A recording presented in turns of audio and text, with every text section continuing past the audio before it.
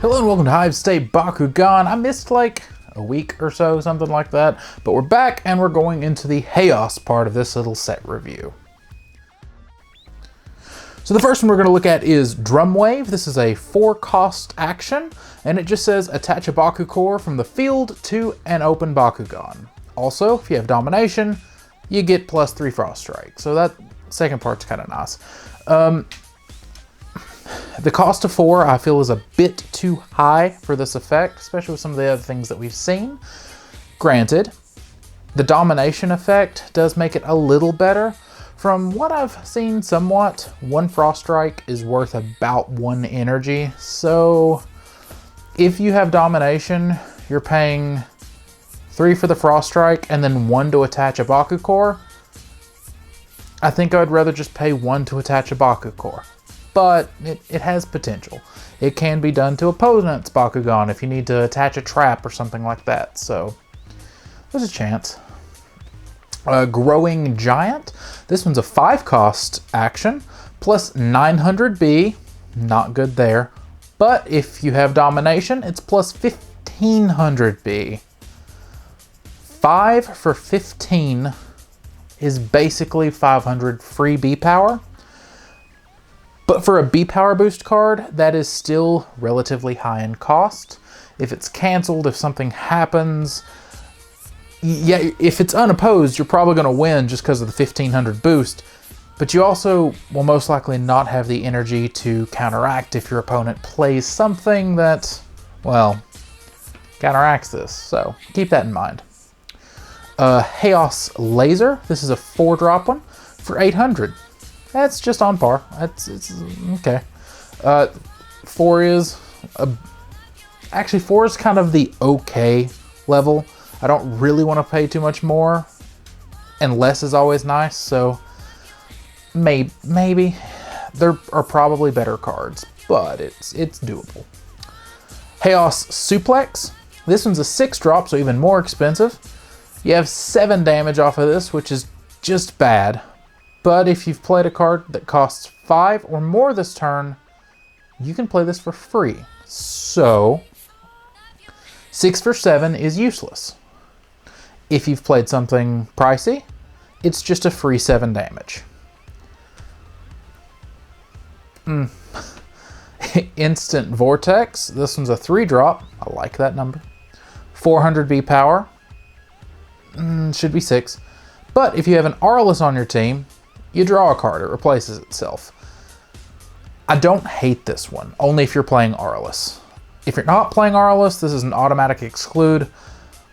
But if you're playing Aurelus, 3 for a +4 still isn't that great, but the fact you're being able to draw a card off of it gets things to continue to flow.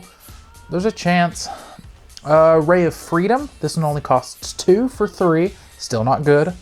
Aurelus, if you have a Haos, if you have an Aurelus Bakugan on your team, you draw a card. I like this one more, even though it does less. It's just a little bit more damage, which is honestly a little bit meaningless, but every point counts late game. And you get to replace it. I could see this paired with some Aquas decks just to turn on flow as well. Aquas, Haos, Aurelus, maybe. But it feels a hint mediocre to me. Both of them do. Shadow Skeleton, 3 cost for this one. Plus 1 Frost Strike for each hero card you have in play. Whenever we finally end up being able to have this set in our hands, this is one that I'm going to heavily test. I could see this being fantastic in the right decks, because flip it to your team attack. If you've already won, pay 3. That can quickly stack up if you're doing hero spam. Granted, there's some risks with hero spam, but oh, it has potential. I think it has potential. Shining Light. Actually, before I move on, one more note. With it, if you don't think your deck is going to pump out at least 3 heroes consistently, it is useless. I'm going to say that because it would be a 3 for 3 normally. I think I'd like the card better at 2, but if you're doing a heavy hero deck where it's nothing for you to have 5, 6, 7 heroes on the field, 7 Frost Strike for 3 is great. Just saying. Shining Light. This one costs 3, plus 4 damage. Not great. If you have 3 or more hero cards in play, plus 8 damage. Even in a hero deck, I'm not a huge fan of it. It's okay. Sonic Chain. This one costs 5. If you have an Aurelus on your team, draw a card. Cool. Then destroy an evolution. That 5 is pricey, but it does replace itself, which is nice. And destroying evolutions are always, it can almost always be advantageous. The price does make me cautious though. 1 less and I think this would have been a lot better, but it is what it is. Moving to evolutions, Hyperclopter Ultra. This one's a 3-cost evolution, 800 B power, 6 damage, and when you play it, give a Bakugan plus 4 damage. Okay, so it's a one-time effect. If you have an Aurelus Bakugan, draw a card. So if you're playing with an Aurelus, you're spending 3 to give something plus 4 and draw. I don't know. I think this one more depends on what the base Clopter effect is, because 806 at 3 isn't bad, but it's not fantastic. And the damage boost is just okay, so it'll probably be brushed under by other things. Hyper Cubbo. This one only costs 2 for a 5/6, so decent stats for a 2. But if you land on a Green Fist or a regular shield, plus 3 Frost Strike. I think I would prefer it with the shields because 500 is just okay and it would still need to be boosted. It's not quite Aqua's Cubbo, but it's not terrible either. Hyper Dragonoid Ultra. This one only costs 3 for 1,000. Okay. And 4 damage. So the damage isn't great. But a 3-drop 1K at the moment seems okay. I've talked about it before, but I'm going to briefly mention it again. Once all of these are out, I'm going to do a big... It's going to be a video that takes more time than the payoff, but it'll be worth it. It'll be figuring evolution costs and basically like how much B power is on par at what price. But make sure to stick around for that. It'll be a bit, but it'll come out next month, maybe? That's the goal. Yeah, it does what it does. Hyper Gortheon, also vanilla. 3 costs for this one, 800 B and 8 damage. I'm not a huge Gortheon fan. I mean, the 8 damage is nice, but nah, there's better cards to play over it. Hyper Hydronoid, 2 for this one, 2 for an 800. 3 damage, so the damage isn't great, but it has domination. If your Bakugan are holding the most Baku cores, that 3 jumps up to an 11. So that's cool. 2-drop 811, that's better. Hyper Lepitheon Ultra, 3 for this one. And it's 700 B, 7 damage. Underdog, which this is one of the new mechanics in the set we've talked about before. If it opens and it has lower B power, this effect triggers. And it is, you can attach a Baku core from the field to the Lepitheon. So you open, you're less, grab that magic shield. You're winning. That's not too terrible for a 3-drop. Hyper Phaedrus, 800 B and 6 damage for this one for a 3 cost. Another vanilla. Hyper Tertonium. This one, I kind of really like this one. For 2 energy, it's a 406. But if you land on a Flaming Fist, plus 1,000 B power, and then probably plus 6 damage because it's a Flaming Fist. So Tertoniums are super easy to roll. That means you can kind of target pick and roll for what you need. With a correct roll, this is easily a 1412 for turn 2. That's not too shabby. Hyper Vice Rocks. This one also costs 2. 800 B power and 5 damage. And if you have 3 or more hero cards in play, it flips into an 800 B power, 15 damage. hero-based decks are a possibility. Because there are the heroes that's going to boost your B as well, or heroes that boost your damage as well. So this one's, it's neat. Titan Nobilius Ultra. This one is 4-drop, 900B, 3 damage. Victor, attach up to 3 regular fists from the field to this. So if you win, it's the only time the effect triggers. So the B power boosting ones, you don't care. They're not going to help you. But you can stack up damage super quick if you pull from the right things. And this is going to be a quick domination keeper. If you attach 3 fists and it already has 1, that is 4 Baku cores on 1 Bakugan. Especially if this is your first roll, you're going to have domination all the way up to your team attack. It has its place. The 4 is expensive, but it has its place. Titan Pandox Ultra. 4 energy for this card, and it is an 800B power, 3 damage card. Treat all Baku cores attached to your other Bakugan as if they were attached to this.